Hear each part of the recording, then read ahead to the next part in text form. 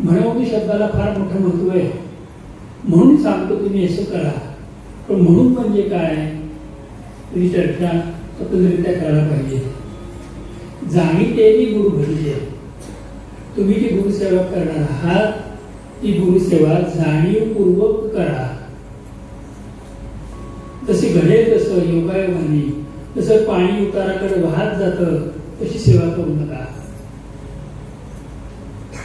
महाराज म्हणतात गुरुसेवेचं फळ काय येईल. लगेच पुढे त्यांनी सांगितलं तेने कृतकार्य होईजे. जन्माला आल्याचं कारण आणि आपलं कार्य हे कृतकृत्य होतं केवळ एका गुरुसेवेने, गुरुपूजनेने. हा इथपर्यंतचा भाग महाराजांनी साधकांना सांगितला आहे. आणि ओमेचे दुसरे 2 चरण जे आहेत ते महाराज वेगळ्या अर्थाने वापरतात. हे प्रतिज्ञोत्तर माझे उघड आहे का. मी ही गोष्ट तुम्हाला प्रतिज्ञापूर्वक सांगत आहे, पैस जाऊन सांगत आहे. माझ्या अंतःकरणातला सर्व भाव एकत्र करून सांगत आहे, उघड बोलत आहे. आणि तुम्ही पण उघड ऐका, याच्याशिवाय पर्याय नाही. नेमकं काय येऊ. दरवर्षी गुरुपौर्णिमेला आपण एकत्र येतो. 1983 साली या ठिकाणी राम मंदिरामध्ये गुरुपौर्णिमेला प्रारंभ झाला. आज इतके वर्ष अत्यंत प्रेमाने निष्ठेने ही सेवा चालू आहे. सद्गुरुनाथ भगवंतांच्या पादुका सुरेंद्रताई पातकरांनी घेऊन आल्या आणि त्यांनी या पादुका इथे ठेवायला दिल्या आणि इथे त्यांनी सेवा केली. आणि नंतर त्यांच्या मनामध्ये चिंतनामध्ये आलं की पादुकांची सेवा आपणच करावी.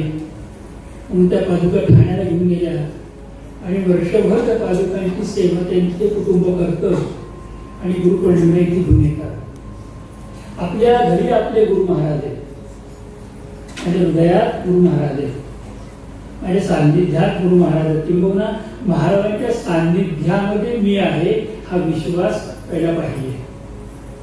काय करायचं गुरुपूजा, गुरुपूजन. आपल्याला प्रत्येक गोष्टीसाठी वेगवेगळ्या देवतांकडे जावं लागतं. शक्ती पाहिजे, मारुतीकडे जावं लागतं. धनगणपती पाहिजे, लक्ष्मीला प्रार्थना करावी लागते.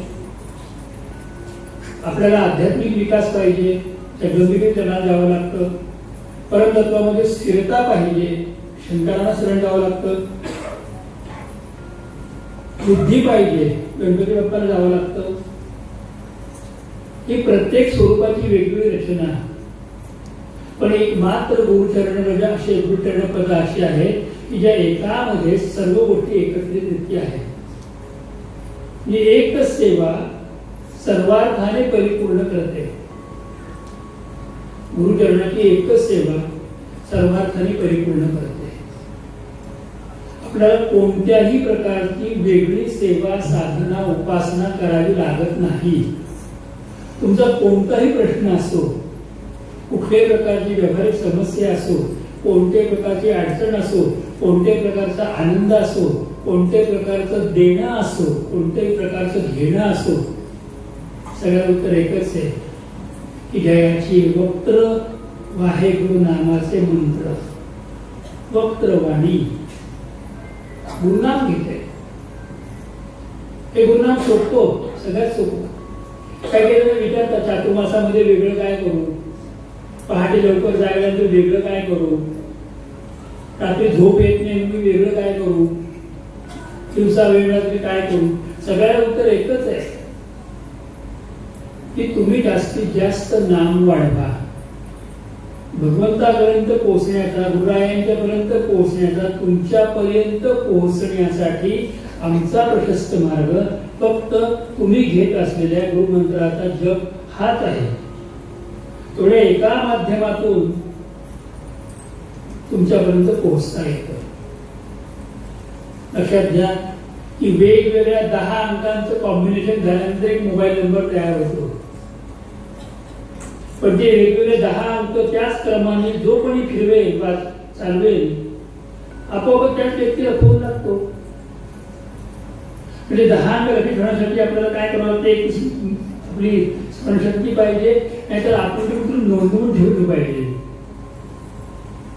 तेच नाव शोधून काढून आपण ते बटनावरती बटन दाबलं तर त्याच व्यक्तीला फोन लागतो. सहसा दुसऱ्या व्यक्तीला फोन लागत नाही. पण त्याला फोन लागण्यासाठी 10 आकडे एकत्र यावे लागतात. मग हे जर व्यवहारामध्ये विज्ञान दाखवतं, अध्यात्मामध्ये पण तेच दाखवतं. तुमची दशेंद्रिय एकत्र करा, पंचज्ञानेंद्रिय, पंचकर्मेंद्रिय, मनोबुद्धी, अहंकार सगळे एकत्र करा आणि त्याच्यामध्ये फक्त तुम्हाला दिलेल्या गुरुमंत्राची जेवढी अक्षर आहेत तेवढाच तुम्ही जप करा. तुमचा योग्य त्याप्रमाणे संपर्क आपल्या गुरुदेवांशी होणार आहे, त्या परंपरेशी होणार आहे, त्या परमतत्वाशी होणार आहे, त्या भगवंताशी होणार आहे. त्याच्याबद्दल कुठे दुमत नाही. अनुभव ते घेऊन बघा.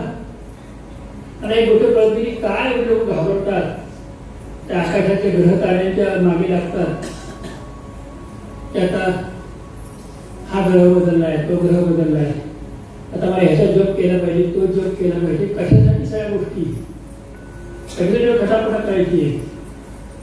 एकच एक गोष्ट आणि ती म्हणजे आपला गुरुमंत्र. थोड्या एका गुरुमंत्रावरती जर श्रद्धा विश्वास असेल ना तर तुमची श्रद्धा, तुमचा विश्वास तुम्हाला भगवंतापर्यंत घेऊन जातो, कार्याच्या मुक्ततेकडे घेऊन जातो, सुटका करून देण्यासाठी तेवढा समर्थ आहे. गेल्या 20-25 वर्षामध्ये सातत्याने अनेक ठिकाणी भागवत कथा झाल्या कारणामुळे आणि सगळ्यात मोठं त्या विज्ञानाचं एक माध्यम फार छान लाभलं. कोरोनाने भयंकर नुकसान केलं, पण त्यापेक्षा कोरोनाचा सगळ्यात मोठा फायदा कोणता झाला तर हे विज्ञानाचं माध्यम जोडलं गेलं.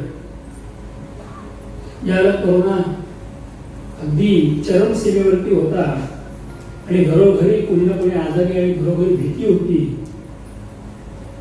त्यावेळेला आनंद संस्थान संगीतच्या माध्यमातून केवळ 2 माणसं समोर असलीच चालतील असं करून आपण भागवत कथांना, रामायण कथांना, देवी भागवताला, ज्ञानेश्वरीला प्रारंभ केला.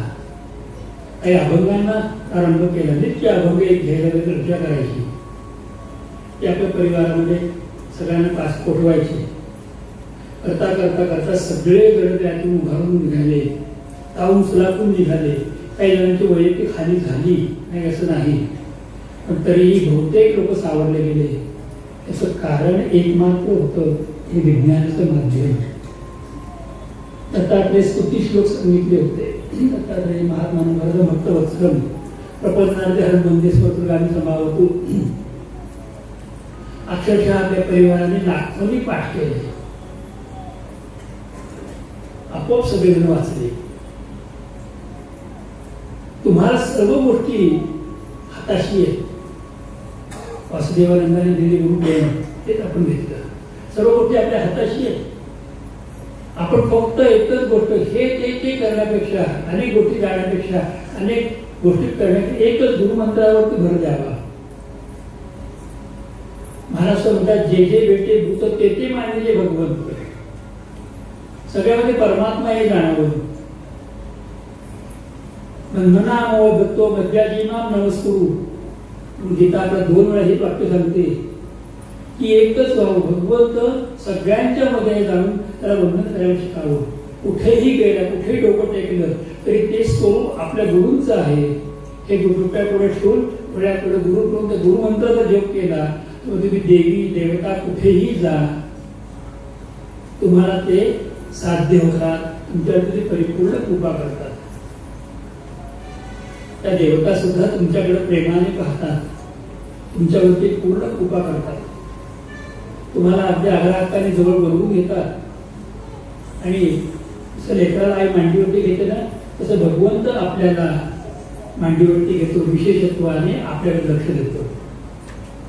गुरुपौर्णिमेच्या निमित्ताने मी आपल्याला एकच सांगेन की ज्यांना ज्यांना गुरुमंत्र मिळालेला आहे त्यांनी त्या गुरुमंत्राचा जप वाढवावा.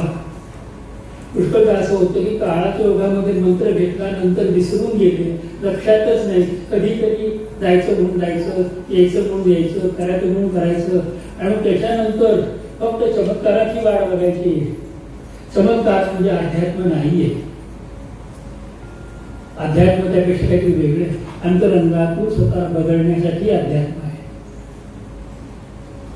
या विज्ञानाच्या माध्यमातून जसं आपण जोडलं गेलो, अनेक कथा झाल्या.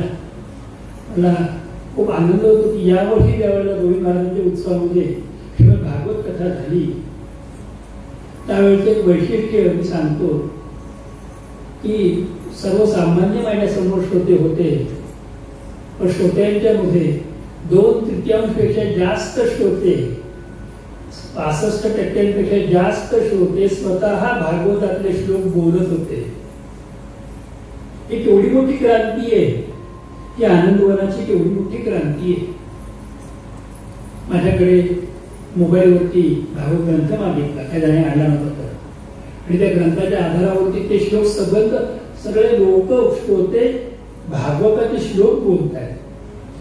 ठरलेल्या अध्यायाने कुठल्याही अध्यायातला कोणताही श्लोक आणि अगदी अस्खलितपणे आणि तर तू कधी तुमचं महाराजांनी अर्थ वाचला पण माहिती नाही. आता आम्ही गुरुवांच्या बसतोय ना, आम्हाला श्लोक पण वाचायला यायला लागला आहे.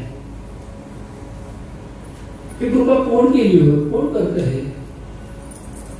आपल्या 2-2, 3-3 पिढ्यांनी सेवा केलेली आहे. आता फक्त तुमच्या वाणीने सेवा करायची आहे आणि तुमच्या वाणीने गुरु गोविंद महाराजांच्या दिलेल्या गुरुमंत्राचा किंवा जो काही आपला गुरुमंत्र प्राप्त झालेला आहे. लक्षात घ्या, गुरुमंत्र ज्याला मिळतो त्याला व्यक्तीला महत्व नसतं, त्या वाणीला महत्व आहे. ती वाणी जी आहे ती भगवंतांची आपल्या कानामध्ये पोहोचत असते आणि त्या कानाच्या वाटेने हृदयामध्ये भगवंत स्थिरावत असतात. एकमात्र वेळा, एकमात्र स्थान ते आहे. गुरुमंत्राचा व्यापक जप मागच्या वर्षी सांगितलं होतं की आपण बोट ठेवून हरिपाठ करा. अनेकांनी बोट ठेवून हरिपाठ केला, वाचला, तर त्यांना आत्मानुभव प्रसिद्धी पण आली. आता पुढची पायरी सांगते यावर्षी, आग्रहपूर्वक गुरुमंत्राचा जप सुरू करा. आपण जेवढी संख्या करतोय त्या संख्येला मान नका, दुप्पट तिप्पट करा. सारखं करत राहा आणि करतच राहा. हा सगळ्यात मोठा भाग आहे. स्वामी विवेकानंदांच्या बाबतीत सांगतात की विवेकानंदांनी इतकी गुरुसेवा केली की ज्यावेळेला त्यांचं शरीर व्याधीग्रस्त झालं होतं, त्यांना त्रास होत होता, ते त्यांच्या हातामध्ये जपमाळ होतीच. आणि शेवटी त्यांनी महासमाधी घेतली. त्यावेळेला पण बोटामध्ये जपमाळा पकडली होती आणि मणी पकडलेला होता, वाणीने गुरुमंत्र पकडलेला होता. प्रयत्न हाच करावा की शेवटच्या क्षणी सुद्धा माझ्या तोंडामध्ये मंत्र असेल, शेवटच्या क्षणी सुद्धा माझा श्वास नामस्मरण करत असेल. तुम्हाला उघड गुपित सांगतो की सगळ्या समस्यांवरती उत्तर एकच आहे, ते म्हणजे तुम्हाला प्राप्त झालेला गुरुमंत्र. काही काही जण गुरुमंत्रामध्ये पण असमाधान व्यक्त करतात की मला ही उपासना पाहिजे होती, मला ती उपासना पाहिजे होती. तिची चिंता तुम्ही करू नका, चिंता करू नका. तुमच्यासाठी मंत्र देणारं शरीर महत्वाचं नाहीये.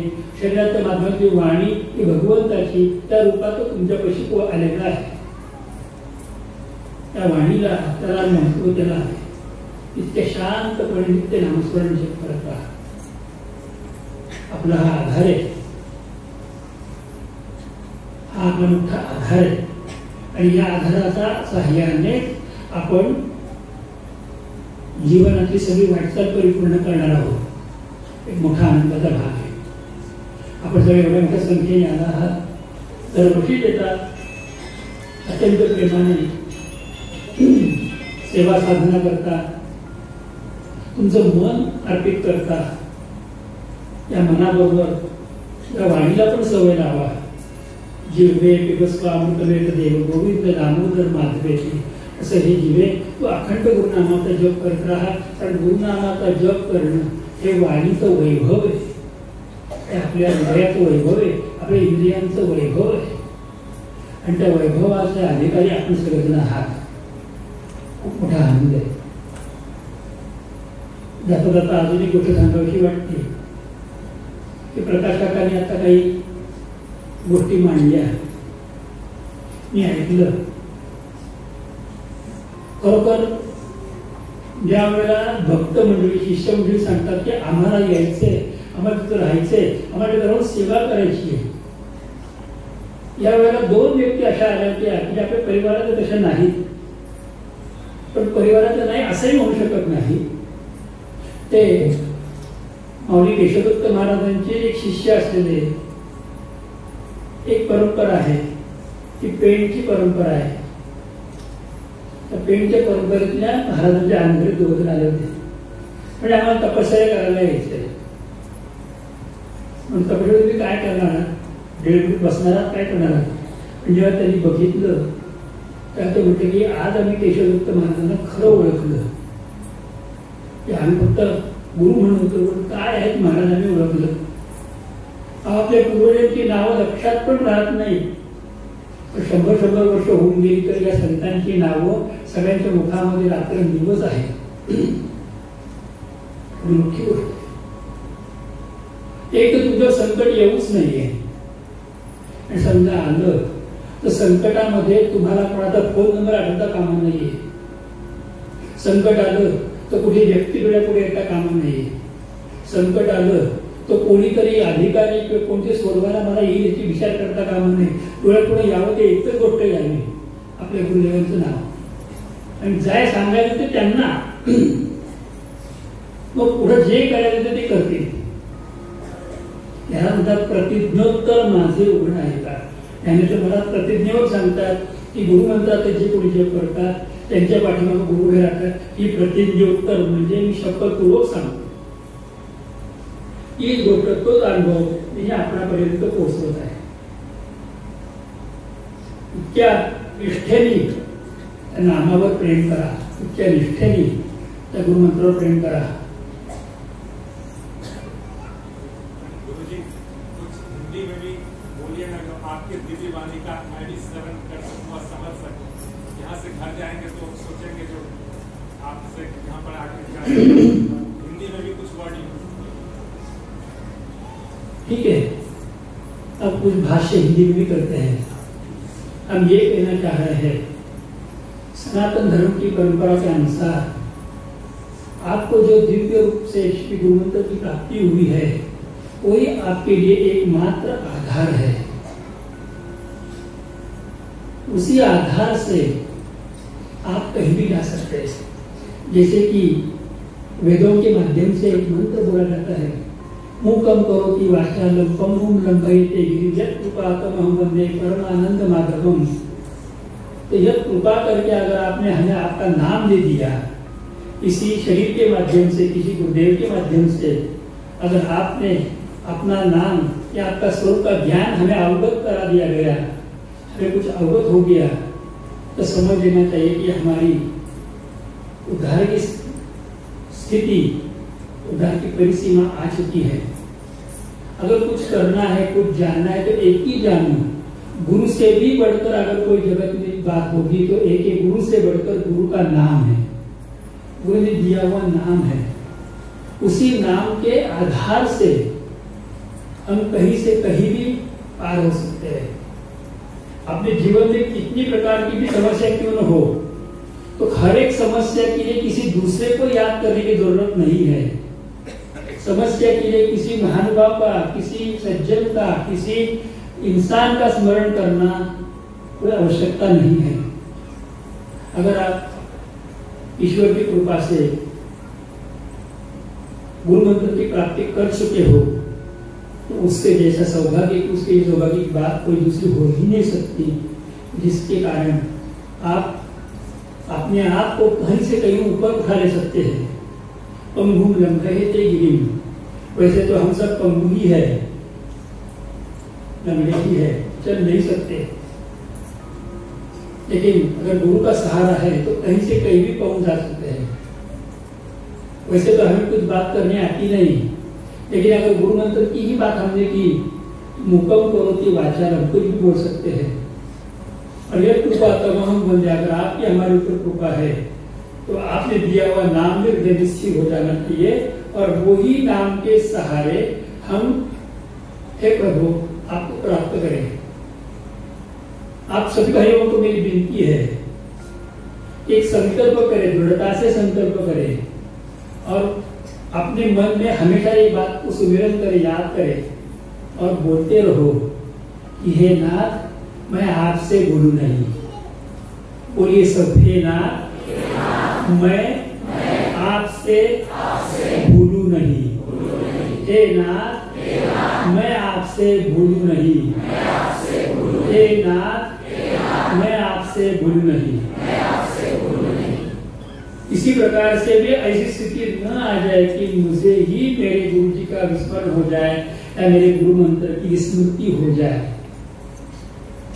इतना भी करोगे तो सब कुछ पालोगे। ठीक है, आपके लिए ही बात बता दी। आपण सगळ्यांनी संकल्प केला आहे। आता संकल्पाच्या प्रमाणे एक निवासाची व्यवस्था वाढवणार आहे। मला गेल्या 2 वर्षापासून एक गोष्ट खूप जाणवली होती, जे मला मनामन खूप वाईट वाटत होतं। ज्यावेळेला आपला शताब्दी महोत्सव झाला त्यावेळेला आपल्यातले काही जण गावात राहायला गेले होते, त्यांचे काही विचित्र अनुभव आलेले त्यांनी सांगितल्यानंतर। काही लोक आजूबाजूच्या काही मंदिरांमध्ये राहायला गेले, तिथले विचित्र अनुभव मला सांगितले गेले। त्यापेक्षा मला जास्त जहरी अनुभव हा वाटला की आपले म्हणणारी माणसं जी एका हॉलमध्ये राहून पूर्वी सेवा करत होती, त्यांना आता संस्थान भूमीवर राहायची इच्छा होत नाही, त्यांना हॉटेलमध्ये राहावंसं वाटतं। याच्या इतकं दुर्दैव कोणतं नाही। ज्या वेळेला गुरुस्थान सोडून हॉटेलमध्ये जावंसं वाटतं त्याला स्वतःच्या जेवणाचा धिक्कार जितका करावा तितका कमी आहे। मला सोय होती आमची तिथे, इतके दिवस कोण सोय करत होतो? मला आठवतंय की मी स्वतः सुद्धा जायला डबा घेऊन बाहेर जायचो आम्ही। आपल्यातली जुनी माणसांना पण आठवते आणि आहे तसे आम्ही शेजारचे लोक होतो। त्याला राम मंदिरामध्ये उत्सव व्हायचा आणि मुक्काम राम मंदिरामध्ये असायचा। त्याला मला आठवते की 73 माणसं एका राम मंदिरामध्ये बाहेर होतो, पाऊस पडतोय, तिकडे अन्न शिजतंय। तेव्हा तर संडास बाथरूमची व्यवस्था पण राम मंदिरामध्ये नव्हती, बाजूच्या एका घरामध्ये गाडी यायचो। सगळे विसरले का तुम्ही लोक? आता तुम्हाला स्वतंत्ररित्या गोष्टी लागतात, याच्या इतकी प्रकार कोणती नाही। ठीक आहे, याचं उत्तर फार छान सांगितलं आहे। आता आपण बांधतो, कुठे बांधकाम करायचं? पाठीमागची जागा जी आहे ती अजून आपल्याला योग्य तऱ्हेने नावावरती झालेली नाही, तुम्ही तर काम करू शकत नाही आणि ती खूप मर्यादा आली की मी नाही करू शकत तिथं काम, कारण काही गोष्टी कायद्याने मानायच्या असतात। पण आपल्याकडे एक जागा आहे ती मला सगळ्यांनी सांगितली, ते मला आवडली। आज जिथे लोक आपण जेवायला बसतो, डायनिंग हॉल जिला म्हणतो आपण, टेबल मांडलेले आहे तिथे आपण जेवण करतो, म्हणजे केशवदत्त महाराजांच्या मंदिराच्या बाजूला आणि मोठ्या महाराज मंदिराच्या अलीकडे मधली जागा जी आहे तिथे पूर्वी बगीचा होता।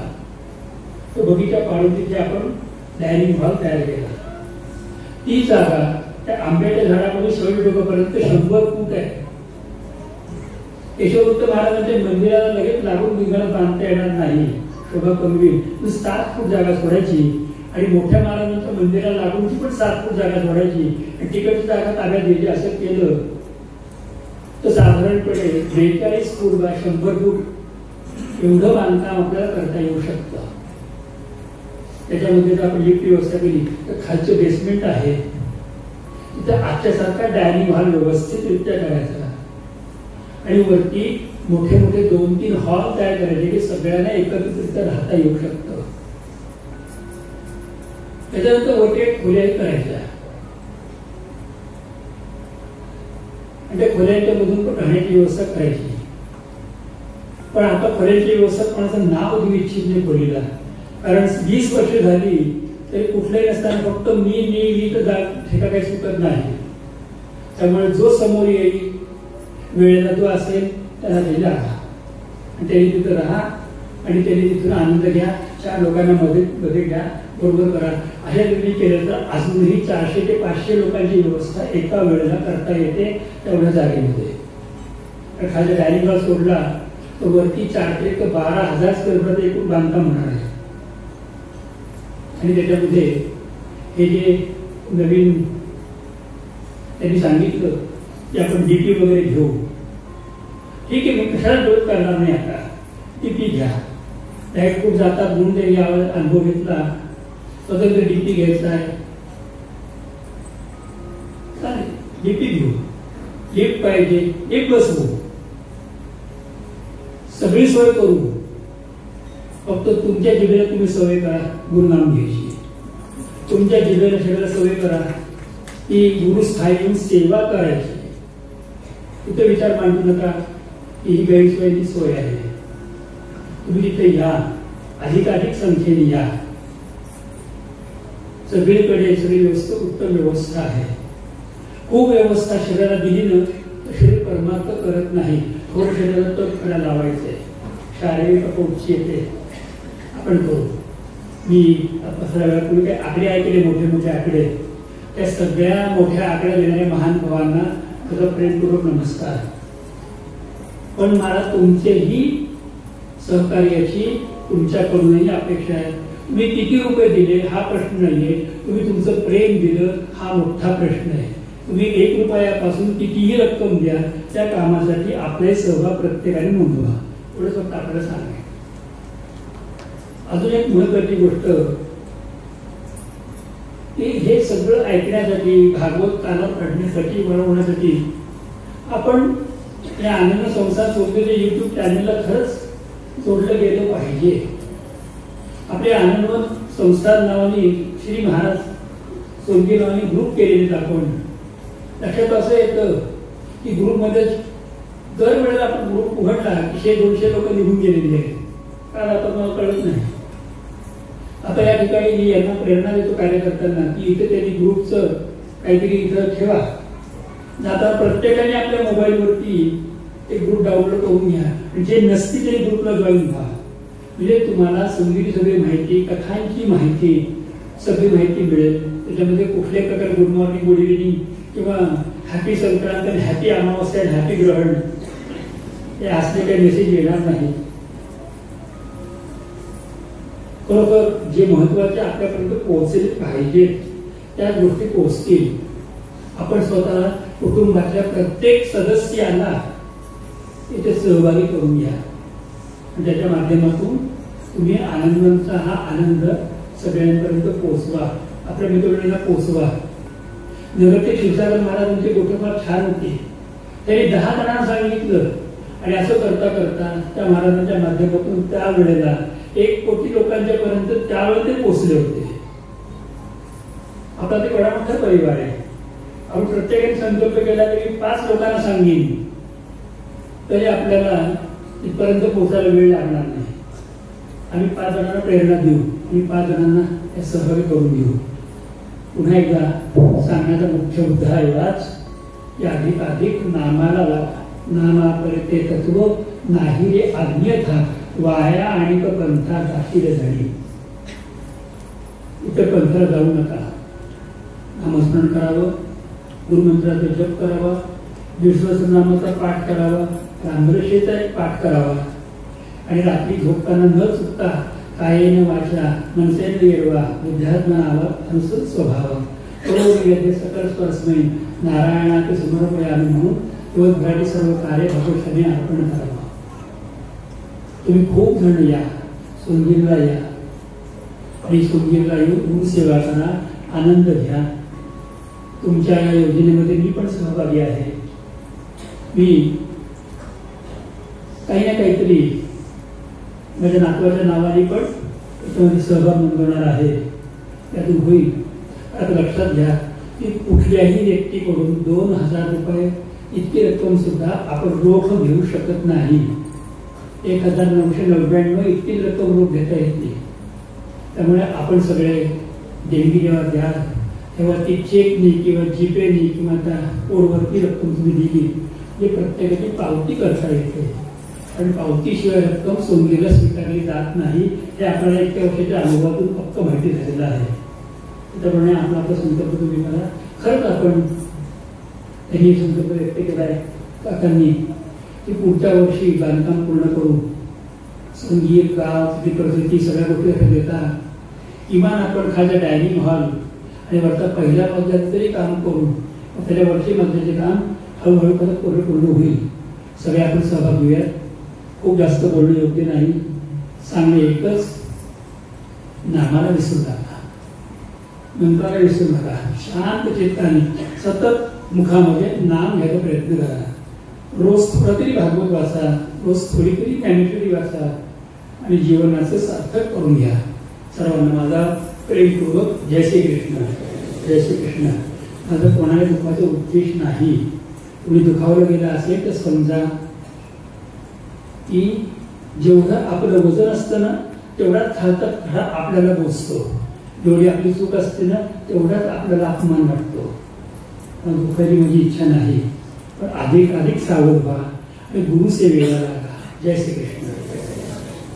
पुढची सूचना करायची, प्रसादाची व्यवस्था करा आहे, दर्शनाची व्यवस्था होईल.